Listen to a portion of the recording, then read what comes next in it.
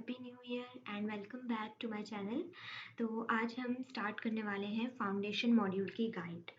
अच्छा देखिए, foundation module जो है it is the one of the lengthiest module in third year और इसमें काफ़ी सारी चीज़ें होती हैं जो कवर करनी होती है। So let me tell you about one by one. तो ये बेसिक सब्जेक्ट्स हैं जो कि आपको कवर करने हैं। पैथोलॉजी होता है, फॉरेंसिक होता है, अगेन दोनों जो हैं वो मेजर है। माइक्रो जो है वो इसमें एक अच्छा खासा प्रोपोर्शन रखता है, plus community medicine is also so much lengthy in it. अच्छा देखो, दो चीज़ें हैं हमारे पास, पैथोलॉजी एंड फार्मा। ये दोनों जनरल है, मतलब कि एक होती है जनरल, एक होती है स्पेशल। तो जनरल में हमारे पास बहुत मेन मेन चीज़ें आती हैं, तो ये दोनों ही यहाँ पे मेजर सब्जेक्ट्स हैं। और माइक्रोबायोलॉजी का मेजर पोर्शन जो है, बहुत ज़्यादा वाला पोर्शन कवर हो जाता है इसी में।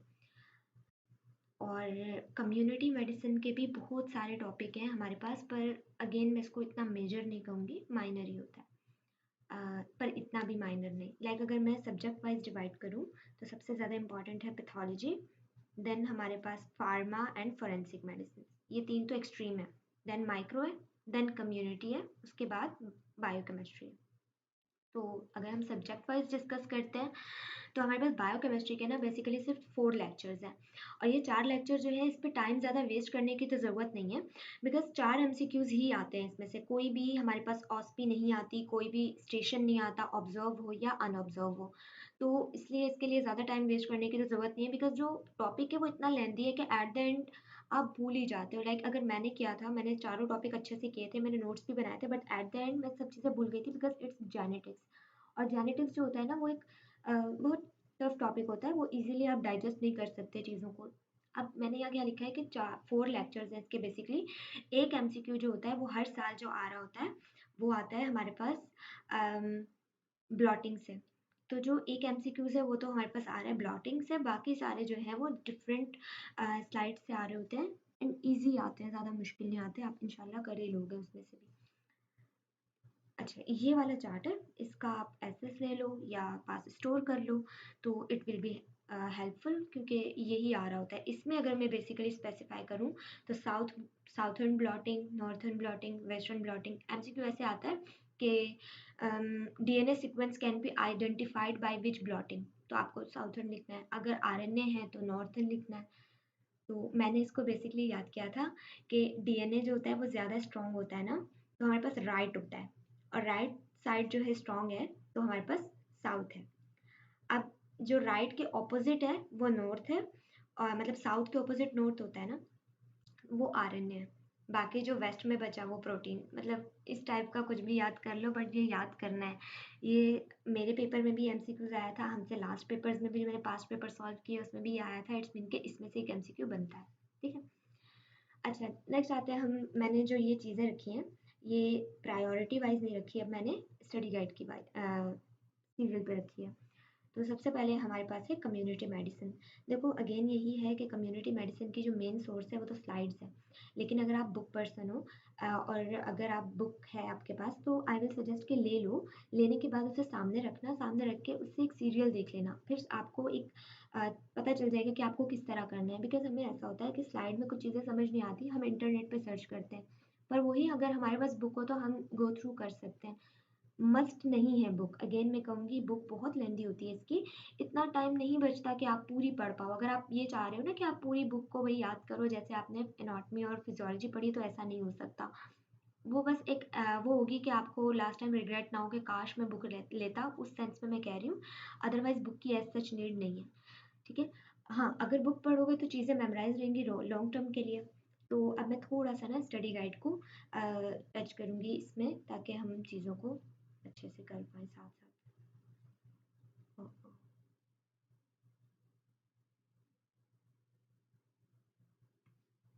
अच्छा, तो सबसे पहले हमारे पास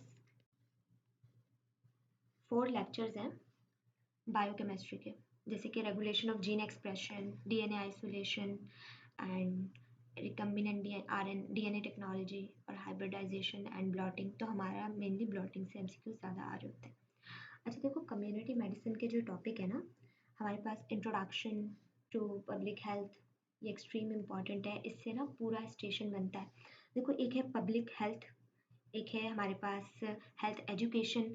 इस तरह से 5 टॉपिक हैं, like public health, health care systems, primary secondary level पे प्रिवेंशन, ये पूरा हेल्थ केयर सिस्टम जो 7th नंबर पे है, ठीक है, प्राइमरी हेल्थ केयर सिस्टम। तो ये सब जो है ना, ये जो हेल्थ वाले हैं, ये बहुत एक्सट्रीम इंपॉर्टेंट है। इसमें से अनऑब्जर्व एंड ऑब्जर्व में स्टेशंस बनते हैं, तो इसकी तो आपको तैयारी अच्छे से करनी है। अच्छा, आइसबर्ग ऑफ डिजीज़ जो है ना, इसमें भी बहुत इंपॉर्टेंट क्वेश्चंस बनते हैं। मैं आपको साथ साथ इसलिए बता रही हूँ कि जब आप पढ़ें तो आप माइंड में रखें। हेल्थ केयर सिस्टम से पूरा एमसीक्यूज बनता है। क्वेश्चन क्या आते हैं, ये जो लिखे हुए ना, यही सब आते हैं कि सोशल एक्शन प्रोग्राम क्या था, कॉम्प्रिहेंसिव हेल्थ केयर क्या होती है, हेल्थ केयर सिस्टम क्या है, कितने लेवल्स पे, ये सब क्वेश्चंस होते हैं। नेक्स्ट है iceberg. Iceberg is extreme favourite questions. मेरे जो ऑब्जर्व ऑस्पी थी उसमें आइसबर्ग दिया हुआ था। बेसिकली आइसबर्ग पता होगा ना आपने, फ्लूइड मोज़ेक मॉडल में भी पढ़ा होगा। आइसबर्ग होता है समंदर में जो है बर्फ सी होती है, तो उसमें ये हमें बताना होता है कि डिजीज़ जो होती है वो जितना हमें ऊपर दिख रही है, ज़रूरी नहीं जो क्लिनिकल लेवल पे आ रही है सिर्फ उतनी सी हमारे पास ऊपर, मतलब कि जो बर्फ हमें आइसबर्ग में वाटर लेवल से ऊपर दिखती है, दैट इज़ द केसेस जो हमारे पास क्लिनिकल बेसिस पे आ रहे होते हैं। लेकिन जो वाटर से नीचे हैं वो केसेस हमारे पास हिडन है, लाइक हम उन्हें सिर्फ और सिर्फ सर्वेस करके ही निकाल सकते हैं, या फिर हम उनको जो है बेसिकली हमारी कम्युनिटी में वो डिजीज़ मौजूद है पर हमें पता नहीं है। तो ये सब चीज़ें उस हवाले से। Iceberg is extreme extreme important question, तो इसे तो रेड स्टार कर लो कि ये बहुत इंपॉर्टेंट है, इसको बहुत अच्छे से करना। Determinant of disease and iceberg दोनों। देन है history of diseases, level of prevention. Level of prevention तो हिप्स कर लो, सिर्फ यहाँ नहीं, जितने भी आपके पास कम्युनिटी मेडिसिन आएंगी ना, उसमें जितनी भी डिजीज आएंगी उसके जो लेवल ऑफ प्रिवेंशन होंगे, प्राइमरी सेकेंडरी टर्शरी, किस तरीके से प्राइमरी लेवल पे प्रिवेंट करेंगे, किस तरीके से सेकेंडरी, किस तरह टर्शरी, रट लेना, ये फिंगर टिप्स पे होना चाहिए, ये बहुत इंपॉर्टेंट है, ठीक है। देन है हमारे पास एपिडेमियोलॉजी, इंपॉर्टेंट है अगेन। बायोस्टैटिस्टिक्स ठीक है, अच्छा है, आ सकता है। अच्छा, इंटरनेशनल ऑर्गेनाइजेशन में बहुत इंपॉर्टेंट है ये भी, एमसीक्यूज पॉइंट ऑफ व्यू से आता रहता है कि डब्ल्यूएचओ का हेड ऑफिस कहाँ है, यूनिसेफ का हेड ऑफिस क्या है, इनकी कहाँ कौन कौन सी मतलब कि इनके पॉइंट्स हैं, गोबी फाउंडेशंस क्या हैं, इसकी पूरी फुल फॉर्म होती है, जैसे जी से ग्रोथ, इस टाइप का ना पूरा ये आपको याद रखना है। अच्छा, हेल्थ केयर सिस्टम मैंने पहले बता दिया, हेल्थ केयर सिस्टम का तो कुछ भी नहीं छोड़ना, एक्सट्रीम एक्सट्रीम इंपॉर्टेंट है। जैसे इन्वायरमेंटल हेल्थ भी बहुत इंपॉर्टेंट है। अच्छा, न्यूक्लियर मेडिसिन ओके ओके कर लोगे स्लाइड से, बहुत इजी है, आसानी से हो जाएगा। जिनोमिक्स भी बहुत आसान है, जब आप पैथोलॉजी करोगे ना, पैथोलॉजी में पूरा जेनेटिक्स का एक चैप्टर है, तो ये जिनोमिक्स भी फिंगर टिप्स पे हो जाएगा। डेमोग्राफी अगेन इंपॉर्टेंट है। वाइटल स्टैटिस्टिक्स भी बहुत इंपॉर्टेंट है, एमसीक्यूज इसमें से आते हैं जहाँ से। देन मॉर्बिडिटी मोर्टेलिटी, ठीक है। अच्छा, पॉपुलेशन पिरामिड अगेन 7 स्टार, जैसे मैंने आइसबर्ग का कहा था ना एक्सट्रीम एक्सट्रीम इंपॉर्टेंट, ये भी वैसा ही एक्सट्रीम एक्सट्रीम इंपॉर्टेंट है, सही। देन इन्फेक्शन एंड कंट्रोल्स और इमर्जिंग रीमर्जिंग डिजीजेज, स्क्रीनिंग क्या है, सर्विलियंस क्या है। Then health education extreme important है ऑस्पी के पॉइंट ऑफ व्यू से। वेस्ट डिस्पोजल के मेथड्स पता होने चाहिए। बायोमेडिकल वेस्ट, इसमें एक इंपॉर्टेंट चीज़ है कि सेग्रीगेशन के जो हमारे पास बिन्स होते हैं, मतलब किस डस्टबिन के कलर में कौन सा वेस्ट जाएगा, ये भी याद होना चाहिए, एमसीक्यूज में आता है। अच्छा देखो, थर्ड ईयर ऐसी है कि हम कुछ भी नहीं कह सकते कि इंपॉर्टेंट नहीं है, लेकिन कुछ चीज़ें होती हैं जो एक्सट्रीम इंपॉर्टेंट होती है, जो कि हमें पता है कि एग्जामिनर ये तो देगा ही ना कि पास तो करना है स्टूडेंट्स को, पेपर एक्सट्रीम हार्ड तो नहीं बनेगा, तो छोड़ना कुछ भी नहीं है। पर जो जो चीज़ें मैंने एक्सट्रीम इंपॉर्टेंट की है, इट्स मीन कि उन्हें सबसे पहले करना है बहुत ज़्यादा एक बेस्ट वे में, ताकि आगे जाके मुश्किल ना हो, और जो बाकी चीज़ें उन्हें करो पर थोड़ा सा लाइक आप समझ रहे होगे कि चीज़ों को टाइम कैसे देना है। अच्छा देखो, इसके लिए एक बहुत आसान चीज़ ये है, जब आप ये सब कर लो ना, तो मैंने आपको जो ग्रुप पे पेपर 1 की हेडिंग के नीचे कम्युनिटी में जो आपको शॉर्ट पॉइंट्स भेजे होंगे, उसमें मैंने ये सारे पॉइंट्स नोट डाउन कर दिए, मतलब जितने भी है ना कम्युनिटी की स्लाइड्स, उसके शॉर्ट फॉर्म्स मैंने बना दिए हैं, तो आपको बहुत हेल्प होगी एमसीक्यूज के लिए याद करने में उससे, तो आप उसे गो थ्रू ज़रूर करना, बहुत हेल्पफुल होगा, ठीक है। तो अब हम वापस आते हैं थोड़ा सा डिस्कशन पे। तो इसका कोई ऐसा लेक्चर नहीं है, और बाकी एक चैनल था, मुझे भी नाम याद नहीं है, तो वो सीनियर जो है, हमारी भी सीनियर है, तो वो कुछ पढ़ा रही हैं कम्युनिटी के हवाले से, तो आप वहाँ से भी पढ़ सकते हो। अच्छा, देन है हमारे पास forensic medicine. Long book Parikh है, शॉर्ट बुक टर्स यूज़ कर सकते हो, जरिस्प्रूडेंस। अच्छा, अब देखो फॉरेंसिक मेडिसिन जो है ना, पर्सनली मैं सजेस्ट करूँगी पारिक से पढ़ना। स्टोरी होती है, स्टोरी टेलिंग होगी, चीज़ें माइंड में रहेंगी पूरे ईयर में। आपको जो है देखो, आई नो कि चीज़ों को याद रखना एमसीक्यूज पॉइंट ऑफ व्यू से थोड़ा टफ होगा, बट पारिक पढ़ने से ना आपको लॉन्ग टर्म मेमोरी में रहेगा और पेपर के लिए आसानी हो सकती है। ठीक है। अच्छा, बुक की डिस्कशन में जो है आपको आपके पास ना एक थैनाटोलॉजी वाला चैप्टर है जो कि डेथ मतलब कि मेडिकल वो होगा कि रिलेटेड टू डेथ, इस तरह करके चैप्टर होगा। बाकी सारे चैप्टर्स आपको जो इंडेक्स होती है बुक की उसमें से देख के आप कर लेना, और अगर आपको कोई चैप्टर ना मिले तो आप मुझसे पूछ लेना, मैं बता दूंगी। मतलब वीडियो की डिस्क्रिप्शन में भले वो कमेंट्स में ही पूछ लेना तो मैं बता दूंगी देख के। अच्छा, अब हम आते हैं स्लाइड्स पे, अगेन स्टडी गाइड पे। देखो, इंट्रोडक्शन लेक्चर है, इतना इम्पोर्टेंट नहीं है। लीगल प्रोसीजर इम्पॉर्टेंट है, इसकी जो तीनों पार्ट्स हैं ये अच्छे से कर लेना। बेसिकली इसमें से ये पूछा जाता है कि प्राइमरी इंस्टेंस कोर्ट कौन सी है, मतलब एक प्रॉब्लम हो गया किसी भी विलेज में तो वो कहाँ जाएगा, सेकेंडरी लेवल पे कहाँ जाएगा, अगर वो उससे सेटिस्फाई नहीं है तो वो अपनी पिटिशन कहाँ करेगा, ये सारे क्वेश्चन आते हैं। अगेन ये जो एविडेंस है ना, देखो ये वाला जो टॉपिक है लीगल प्रोसीजर्स, ये इम्पॉर्टेंट है एमसीक्यू पॉइंट से भी और ऑस्पी से भी। जैसे समन क्या होता है, वारंट क्या होता है, परजूरी क्या होती है, डेपोजिशन क्या होता है, एग्जिबिट क्या होता है, ये पूछा जाता है। सही है, तो ये सब तो आपको पता होना चाहिए। ये ABC है लाइक लॉ की, ये तो आपको अच्छे से पता होना चाहिए। देन ना हमारे पास होता है dying declaration and dying deposition. इन दोनों के अंदर फ़र्क एक्सट्रीम इम्पॉर्टेंट है। मैंने याद किया था कि हम डिपॉजिट करते हैं ना मनी, बैंक में करते हैं, और बैंक का जो लिंक है वो लॉ से है। अगर बैंक में कुछ भी गड़बड़ी हुई तो पुलिस आ जाएगी। इट्स मीन के जो डाइंग डेपोजिशन है वो हमारे पास इन प्रेजेंस ऑफ जज होती है, और डिक्लेरेशन जो होती है डाइंग डिक्लेरेशन, तो हम डॉक्टर ही डिक्लेयर करते हैं ना बंदा मर गया, तो डाइंग डिक्लेरेशन डॉक्टर के सामने जो एक बंदा मरने से पहले कोई भी अपना मतलब कि दे रहा है statement in front of doctor, तो वो डाइंग डिक्लेरेशन है। तो इस तरह से मैंने याद किया था, अगर ये हेल्प करेगा तो याद कर लेना। तो इंशाल्लाह जब आप समझोगे ना तब आपको मेरी बात समझ आएगी। कुछ बातें ऐसी होंगी कि आपको समझ अभी नहीं आएंगी, तो लेक्चर देखेंगे आप, पढ़ेंगे तो समझ आएगी। तो ये सब तो बहुत इंपॉर्टेंट है। देन हमारे पास ऑस्पी से बहुत आती है, क्वेश्चन आते हैं ऑस्पी के कि बताएं एक तो ये टर्म्स पूछ लेंगे, अगेन बताएंगे लीगल डॉक्यूमेंट्स क्या होते हैं, कितनी तरह के होते हैं, डेपोजिशन और डिक्लेरेशन में फ़र्क बता दो, और मतलब कि फिर हमारे पास ना विटनेसेस की टाइप्स होती हैं, ये बात भी बहुत इंपॉर्टेंट है, कितनी टाइप्स के विटनेस होते हैं। अच्छा, एग्जामिनेशन कोर्ट में किस बेसिस पे होता है, बेसिकली 3 तरह से होता है ना हमारे पास। एक होता है एग्जामिनेशन इन चीफ, मतलब कि बेसिकली आप खुद पढ़ेंगे जब बुक में पूरा तो आपको पता चलेगा 3 तरह की एग्जामिनेशन होती है। एक क्वेश्चन ये आता है कि किस एग्जामिनेशन में लीडिंग क्वेश्चन नहीं कर सकते। लीडिंग क्वेश्चन मीन ऐसे क्वेश्चन जिसका आंसर येस या नो हो, तो एग्जामिनेशन इन चीफ में हम लीडिंग क्वेश्चन नहीं करते। मोस्ट इंपॉर्टेंट एमसीक्यूज आता है, हमेशा आता रहता है, तो ये बहुत इंपॉर्टेंट है। सही। अच्छा, नेक्स्ट हमारे पास क्रिमिनल हियरार्की। अच्छा, जो थर्ड है ना वो इतना ज़्यादा इंपॉर्टेंट नहीं। Thanatology extreme extreme extreme important topic है एमसीक्यू पॉइंट ऑफ व्यू से भी, ऑस्पी पॉइंट ऑफ व्यू से भी। इसमें आपको क्या करना है, सबसे पहले तो आपको थैनेटोलॉजी पता होना चाहिए क्या होता है, देन क्राइटेरिया सारे पता होने चाहिए, देन सडन डेथ जो है या हमारे पास मूड ऑफ डेथ होते हैं, मैनर्स ऑफ डेथ होते हैं, इन दोनों में फ़र्क पता होना चाहिए कि मोड और मैनर में क्या फ़र्क है। देन आपको पता होना चाहिए कि सोमैटिक डेथ क्या होती है और क्लिनिकल डेथ क्या होती है। देन सस्पेंडेड एनिमेशन क्या होती है, कैसे, मतलब ये सब। देन आपको पता होना चाहिए अलगर मोर्टिस, यानी कि बॉडी कूल कितने टाइम में होती है। राइगर मोर्टिस मतलब कि बॉडी जो है स्टिफ कितने टाइम में होती है।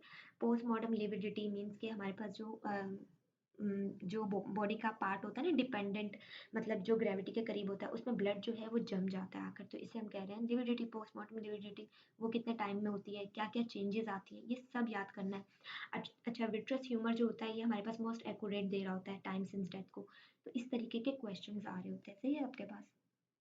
अब ये पुट्रिफिकेशन कितने टाइम में होती है, एमसीक्यू आते हैं। डी ग्लविंग ऑफ स्किन जो है वो कितने टाइम में होती है, पुट्रिफिकेशन कब होती है, ये सारी चीज़ें जो हैं एक्सट्रीम इम्पॉर्टेंट है। प्लस इसके अंदर ना एक और चीज़ भी आती है ऑस्पीस वगैरह में कि आप ये बताएं कि जो लिविडिटी है वो उसके कलर चेंज होते हैं, तो किस तरीके से डिफरेंट पॉइजन्स में डिफरेंट लिविडिटी होती है, तो ये सब चीज़ें जो है इंपॉर्टेंट है।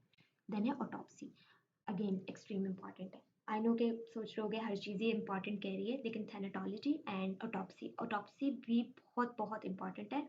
इसके चारों लेक्चर्स एक्सट्रीम इंपॉर्टेंट होते हैं। ऑटोप्सी में हमारे पास बेसिकली आता है इंसिजन्स, जो कि एक्सट्रीम इंपॉर्टेंट इस टॉपिक में इंसिजन्स बहुत इंपॉर्टेंट है। प्रोटोकॉल्स बहुत इंपॉर्टेंट चीज़ है कि किस प्रोटोकॉल्स को हम फॉलो करते हैं, और इसमें से एमसीक्यूज बहुत ज़्यादा आते हैं। देन है ट्रोमेटोलॉजी, सिर्फ 2 लेक्चर्स हैं। एक तो करना है आपने बेटर्ड बेबी, बहुत इंपॉर्टेंट तरीके से इसको करना है, डीपली करना है। स्लाइड से बहुत अच्छे से हो जाएगा, बाकी जो है वो आप बुक से भी कर सकते हो, पर ये नहीं भूलना कि स्लाइड आपको गो थ्रू करनी है हर हाल में। बारीक को अगर आप बुक से कर रहे हो तब भी आपको स्लाइड्स करनी है। Then abrasions, bruise. अच्छा, मेरा जो पेपर था उसमें एब्रेजन और ब्रूज से भी एमसीक्यू, वो मेरा स्टेशन आया था जो फॉरेंसिक था उसमें, तो उसमें एब्रेजन और ब्रूज का पूछा था और इस तरीके के क्वेश्चन थे। तो ट्रोमाटोलॉजी से मेरा आया था ऑब्जर्व स्टेशन। अच्छा, तो ये सारी चीज़ें आपको अच्छे से याद होनी चाहिए। अच्छा, किसास और दियत क्या होता है, किस में कितनी सज़ा दी जाती है, ये अच्छे से याद करना। इसमें जैसे शज्जा होता है, जुर्रा होता है, तो ये सब जो है स्लाइड से कर लेना। देन है हमारे पास कस्टोडियल डेथ, एमसीक्यू के हवाले से इंपॉर्टेंट है। इन्फेंटिसाइड एमसीक्यू के हवाले से इंपॉर्टेंट है। बेटर बेबी एमसीक्यू के हवाले से इंपॉर्टेंट है। स्नैक पॉइजन्स जो हैं ये अगेन एमसीक्यूज के हवाले से इंपॉर्टेंट है। एक एमसीक्यू ज़रूर आता है इसमें, एक्सट्रीम टाइम वेस्ट मत करना, एक ही एमसीक्यू आता है बेसिकली, ज़्यादा से ज़्यादा 2 आ जाएंगे। अच्छा, ये भी एमसीक्यू के हवाले से लेस इंपॉर्टेंट है, नॉट मच। एनवायरमेंटल ट्रॉमा भी इंपॉर्टेंट है, एमसीक्यू आ जाता है 1-2। और स्टारवेशन एंड इलेक्ट्रोक्यूशन भी एमसीक्यू के हिसाब से इंपॉर्टेंट है। अच्छा, ये वाला जो लास्ट टॉपिक है स्लाइड से ही करना, ये वाले मेन जो टॉपिक है ना, जैसे मैंने बताया है कि हमारे पास ट्रोमेटोलॉजी है जो कि इंपॉर्टेंट है, ऑटोप्सी हो गया, थैनेटोलॉजी हो गया, और हमारे पास लीगल प्रोसीजर, तो ये वाले आप भले बुक से कर लो, लेकिन जो सिंगल सिंगल टॉपिक है वो आप भले स्लाइड से कर लो तो भी मोर देन इनफ है। तो अब हम चलते हैं आगे। आगे हमारे पास है पैथोलॉजी। पैथोलॉजी शॉर्ट बुक है पैथोमा, लॉन्ग बुक है रॉबिन्स। और इरफान मसूद जो है वो आप कर सकते हो, शॉर्ट बुक ज़्यादातर प्रेफर होती है, लेकिन फाउंडेशन में शॉर्ट बुक जो है हम इरफान मसूद यूज़ नहीं कर सकते, बिकॉज उसमें स्पेशल पैथोलॉजी है, जनरल पैथोलॉजी के जो चैप्टर्स है उसमें नहीं है। तो इसलिए इस स्टडी में मतलब फाउंडेशन मॉड्यूल के लिए आपको पैथोमा के 5 चैप्टर्स 7 चैप्टर्स करने हैं, और 7 रॉबिन्स अगर आप रीड कर लो तो बहुत सही। अच्छा, मैं चैप्टर वाइज आगे बताती हूँ। देन हमारे पास स्टडी गाइड को देखते हैं। तो हमारे पास जो है चैप्टर 1 इम्पॉर्टेंट है अकॉर्डिंग टू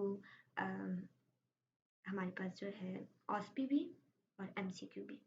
एडेप्टेशंस आती हैं, उसकी टाइप्स आती हैं, पिक्चर दे देते हैं, पूछ सकते हैं बताओ ये क्या है, मेटाप्लेजिया हो रहा है, हाइपरप्लेजिया हो रहा है, एट्रोफी हो रही है। अच्छे से बुक से पढ़ लेना, लॉन्ग लेक्चर देखना, डॉक्टर प्रियंका सचदेव का लेक्चर देख लेना, या अगर आपके पास प्री प्लैडर के एक्सेस है किसी तरीके से तो आप वो देख लेना। लेकिन लॉन्ग वीडियो आई सजेस्ट करूँगी, प्रेफर करूँगी, क्योंकि उससे आपका कॉन्सेप्ट लॉन्ग टर्म के लिए बैठेगा। और नोट्स बना लेना अगर बना सकते हो, अदरवाइज जो है नोट डाउन कर लेना इन पैथोमा। पैथोमा में नोट डाउन कर लो तो ज़्यादा अच्छा है।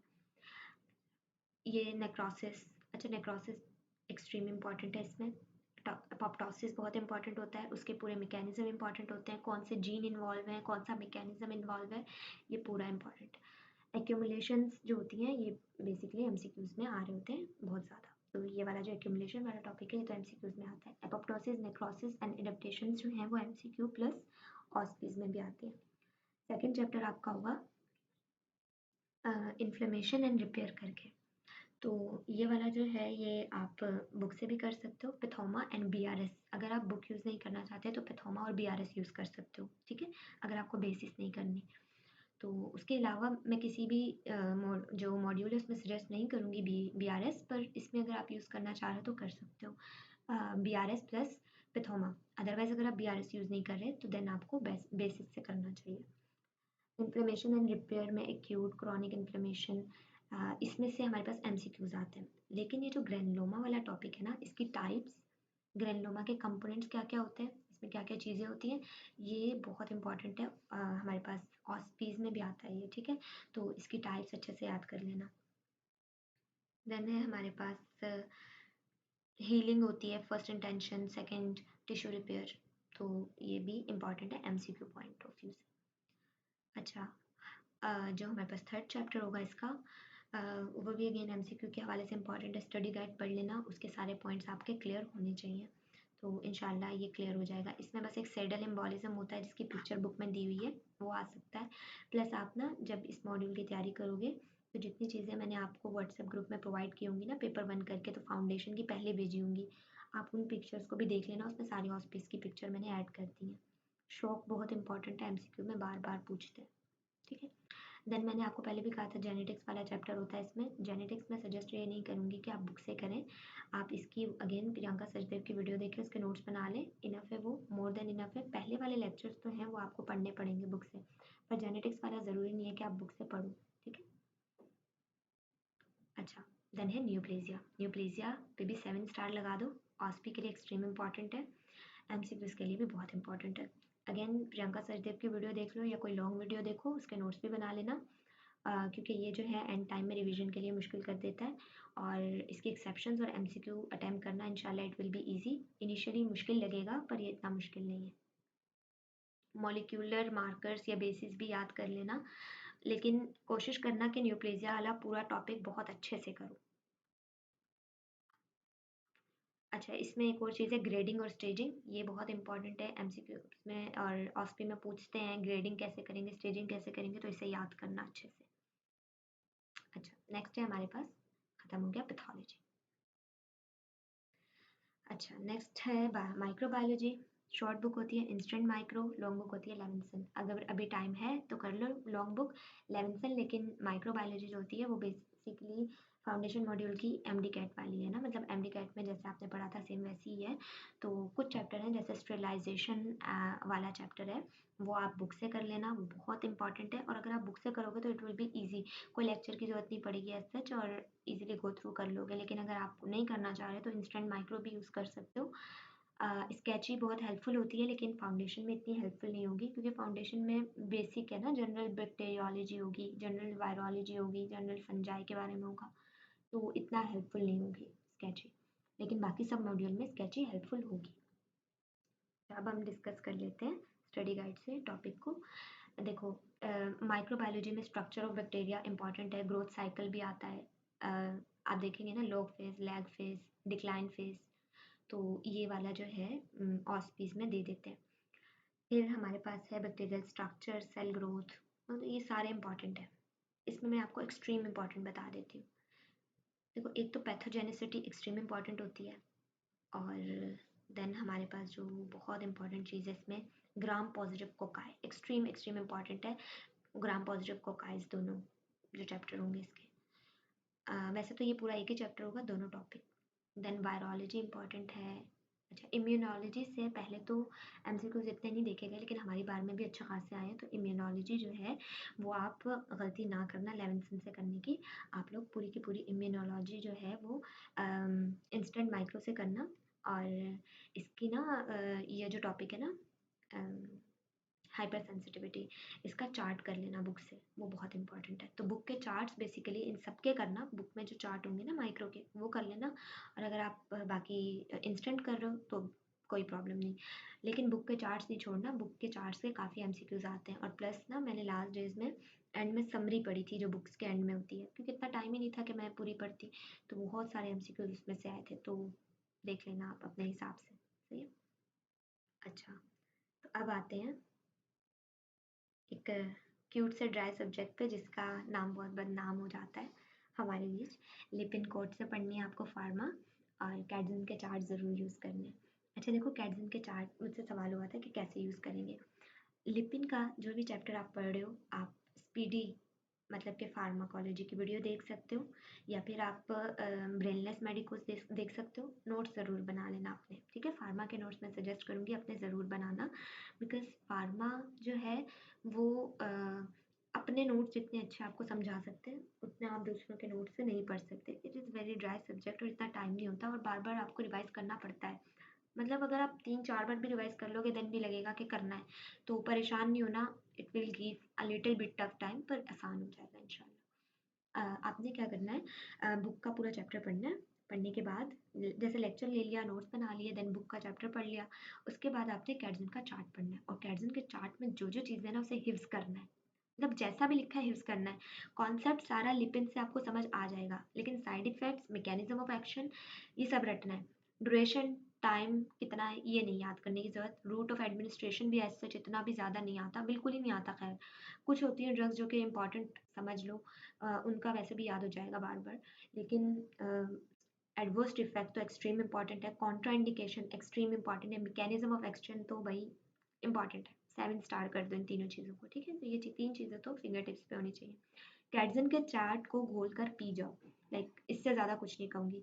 और जो हमारे पास ना कुछ स्लाइड्स के अंदर ऐसा है कि कुछ एक्स्ट्रा ही ड्रग दी हुई है, वो पेपर में नहीं आती, उससे ज़्यादा डिस्ट्रैक्ट मत होना, सही।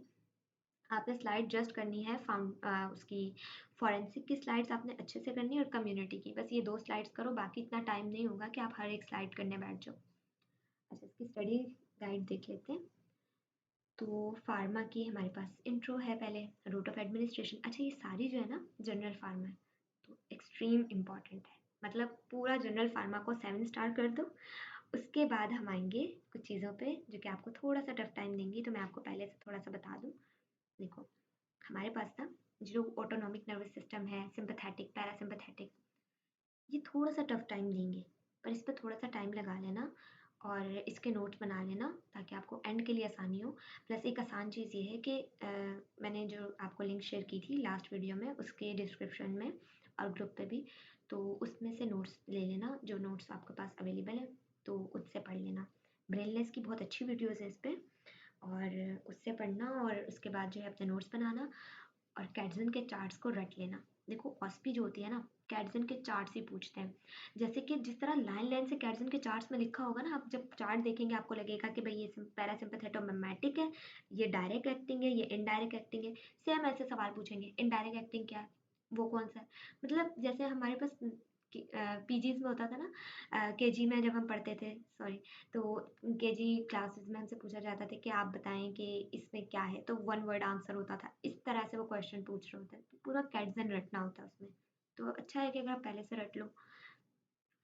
अच्छा, तो ये हमारे पास हो गई है फार्मा। फार्मा में कुछ भी लीस्ट इंपॉर्टेंट नहीं है, सभी इंपॉर्टेंट है जनरल फार्मा में।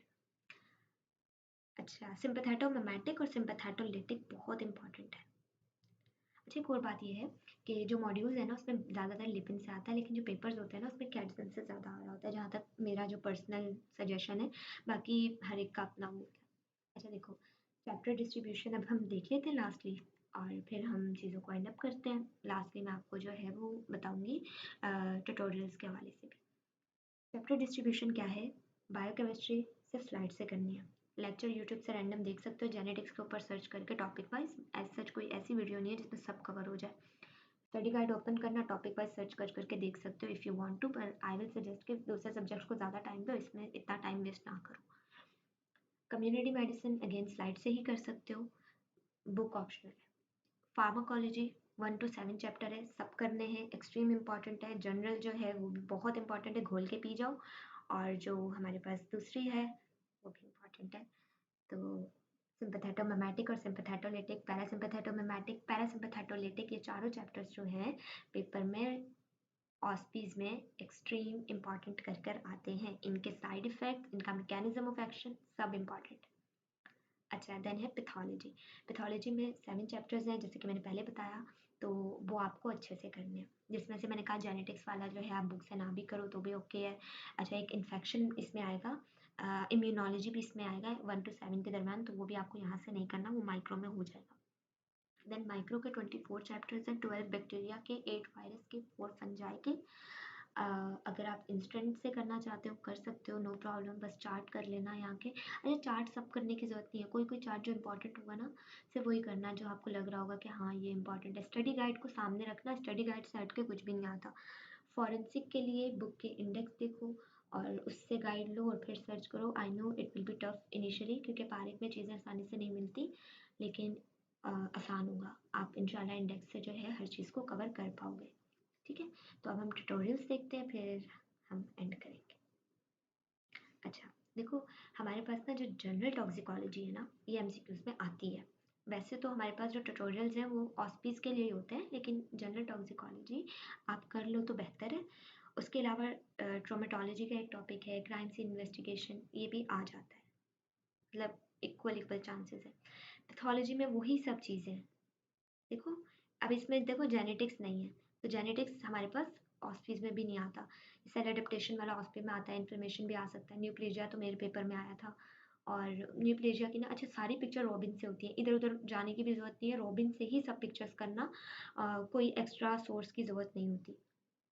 अच्छा, मॉलिक्यूलर डायग्नोस्टिक बहुत ज़रूरी है भाई, मॉलिक्यूलर डायग्नोस्टिक एक्सट्रीम ज़रूरी है। फार्मा की मैं सजेस्ट करूँगी अभी करने की इतना ज़रूरत नहीं है, पेपर से पहले जो है टाइम में ये कर लेना फार्मा के लिए। बाकी इसमें कोई इतना रॉकेट साइंस नहीं है। सही।